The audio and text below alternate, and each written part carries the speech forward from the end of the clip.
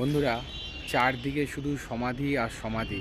একটা নির্জনতা, একটা গা ছমছমে ব্যাপার চারদিকের পরিবেশটা।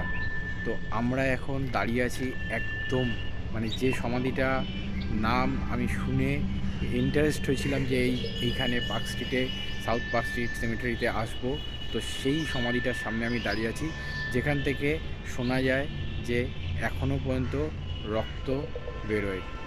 তো চলো তোমাদের দেখাবো সেই সমাধি। তো দেখো, দেখতে পাচ্ছ এই সেই সমাধি। মিসেস ডেনিসন গর্ভবতী অবস্থায় মারা যান। 15 দিনের মাথায় ক্যাপ্টেন অর্থাৎ তার যে হাজব্যান্ড, তিনি ডেনিসনও মারা যান। ওনার স্ত্রী মারা গেছিলো 30/9/1806, এখানটায় দেখতে পাবে। আর ক্যাপ্টেন ডেনিসন মারা গেছিলো 16/10/1806। তো পুরো তার যে সেই ফ্যামিলি সমাধিস্থ রয়েছে এইখানটায়। এই যে সমাধিটা দেখতে পাচ্ছ এইখানে, যেটা আজও বলা হয় যে এখান থেকে রক্তক্ষরণ হয়।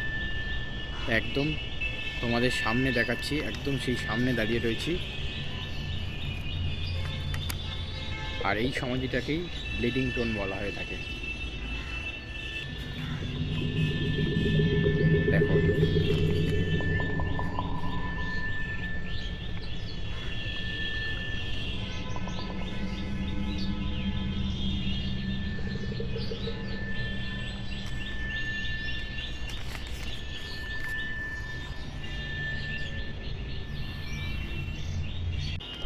বন্ধুরা, এখানে প্রায় 20,000 সমাধি রয়েছে।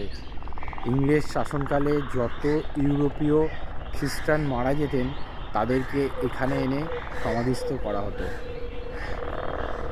তো বুঝতেই পারছো যে কত কত সমাধি এখানে চারদিকে ছড়িয়ে ছিটিয়ে রয়েছে। কিছু সমাধি এরম রয়েছে যেগুলো গাছের শিকড়ের জন্য নষ্ট হয়ে যাচ্ছে। এই সাউথ পার্ক স্ট্রিট সিমেট্রিতে 1767 সালে কবর দেওয়া স্টার্ট হয়েছিল, বাট খুব বেশি দিন এখানে কবর দেওয়া যায়নি। তার কারণ এটা কিন্তু ভর্তি হয়ে গেছিলো, আর জায়গা ছিল না এখানে কবর দেওয়ার মতো। তো এইখানের যে কবর দেওয়া হতো সেটাও একটা বিশেষ ব্যাপার রয়েছে। এখানে যে কবরগুলো দেওয়া হতো সেগুলো রাতের অন্ধকারে দেওয়া হতো। এখানে কফিনে করে রাতের অন্ধকারে, অর্থাৎ বিকেল হয়ে যাওয়ার পর সন্ধ্যের সময় আনা হতো। তারপর এখানে আনার পর মাটি খোঁড়া হতো, তারপর সমাধি করা হতো। বুঝতেই পাচ্ছেন, এটা কিন্তু একটি বিশেষ ব্যাপার। আর 1840 সালের পর এখানে আর কোনো কবর বা সমাধি করা হয়নি।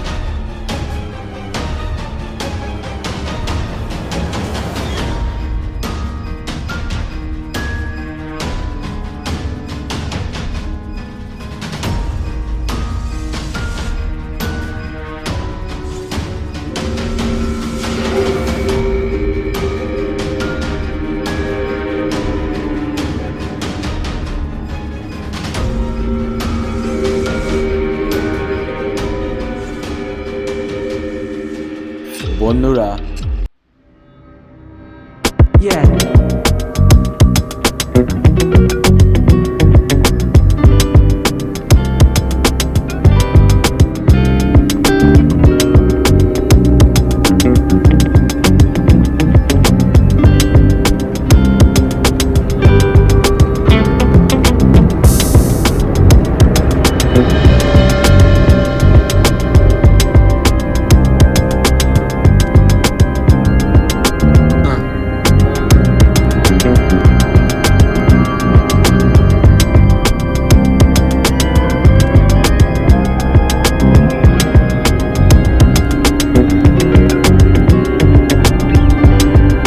আমরা এখন দাঁড়িয়ে আছি স্যার হেনরি ভিভিয়ান ডিরোজিওর সমাধির সামনে। তো আমাকে এই ভিডিওটা বানানোর জন্য যে সবথেকে বেশি রিকোয়েস্ট করেছিল বা আমাকে যে সে সঙ্গে করে নিয়ে এসছে সে হলো আমারই বন্ধু তাপস, তাকে আমরা ঋত্বিক বলে ডাকি। তো ওর মুখ থেকে শুনে নেব যে কিছু কথা। বলো।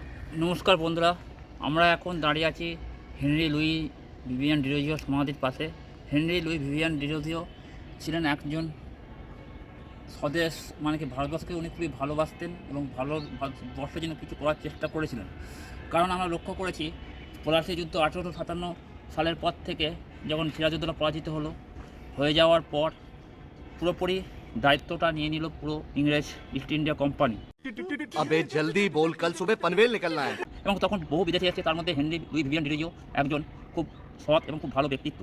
তিনি কলকাতায় জন্মগ্রহণ করেছিলেন এবং তার বাবা ছিল একজন পর্তুগিজ ও মা ছিল একজন ইংরেজ মহিলা। তিনি ছোটোবেলায় ধর্মতলা একাডেমিতে লেখাপড়া করেন এবং ওখান থেকে ভারতবর্ষের রীতিনীতি রেওয়াজ সম্বন্ধে কিছুটা শিক্ষা লাভ করেন এবং তিনি ভারতবর্ষকে একটা অখণ্ড ভারতবর্ষ বলে আখ্যায়িত করেছিলেন। এবং তারপরে ওখানে লেখাপড়া কমপ্লিট করার পর উনি হিন্দু কলেজে প্রফেসর হিসেবে নিযুক্ত হন ইংরেজি এবং দর্শন বা ইতিহাসের। এবং সেখানে তিনি শিক্ষকতা করতেন এবং শিক্ষকতা করার সঙ্গে সঙ্গে যাতে ভারতবর্ষের ছেলেমেয়েরা বা বিশেষ করে বাঙালি সমাজ যাতে মাথা তুলে দাঁড়াতে পারে তার জন্য তিনি অনেক চেষ্টা করেছিলেন। এবং তিনি ইয়ং বেঙ্গল স্থাপন করেছিলেন। ইয়ং বেঙ্গলের একটা অংশ ছিল বেঙ্গল স্পেকটিক্যাল, যার আসল উদ্দেশ্য ছিল যে নারী শিক্ষাকে কীভাবে তুলে ধরা যায় এবং নারী শিক্ষাকে কীভাবে বিস্তার লাভ করা যায় সেটা তিনি চেষ্টা করেছিলেন। এবং সেখানেও তিনি বিধবা বিবাহ যাতে হয় সেই চেষ্টাও করেছিলেন। কিন্তু পরবর্তীকালে আমাদের এখানকার কিছু গোঁড়া ব্রাহ্মণেরা তাকে মেনে নিতে পারেননি এবং তাকে নানা জায়গায় নানাভাবে অপমান করেছেন।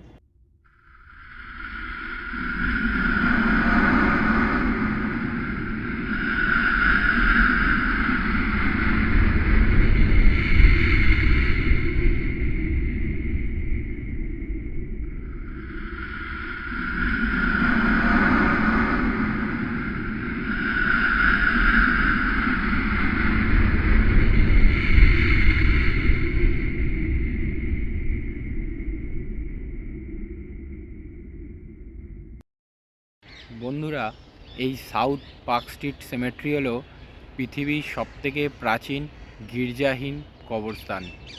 আর যারা এই লোকেশানে আসতে চাইছো তাদের জন্য বলি, এটা হলো মাদার টেরেসা সরণির ওপর অবস্থিত।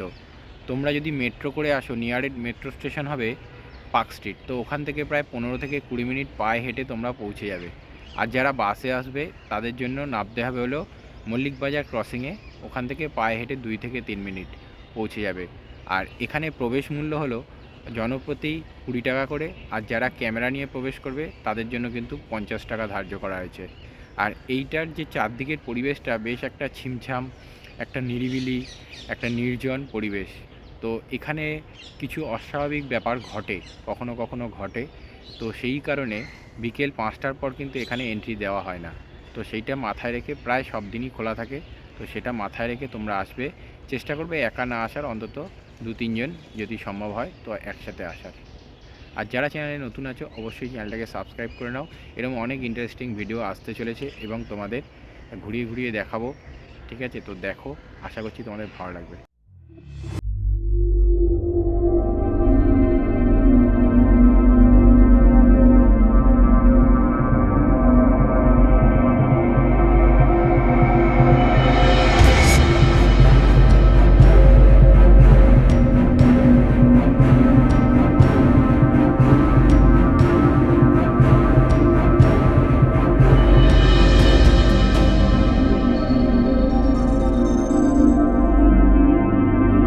যেটা এখানে সবথেকে বড় সমাধি।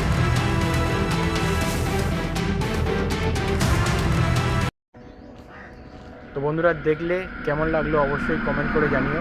আশা করছি তোমাদের ভালো লেগেছে। তো এরম অনেক ব্লগ আসতে চলেছে, তো তার জন্য তোমাদের চ্যানেলটাকে সাবস্ক্রাইব করে রাখতে হবে আর পাশে থাকা বেল আইকনটাকে ক্লিক করে নাও, যাতে আমার ব্লগের সমস্ত নোটিফিকেশান সবার আগে পৌঁছে যায় তোমাদের কাছে। ব্লগটা এখানেই শেষ করলাম। তো ভালো থাকবে, সুস্থ থাকবে। দেখা হচ্ছে নেক্সট কোনো ডেস্টিনেশনে, নেক্সট কোনো ব্লগ নিয়ে। চলো, বাই।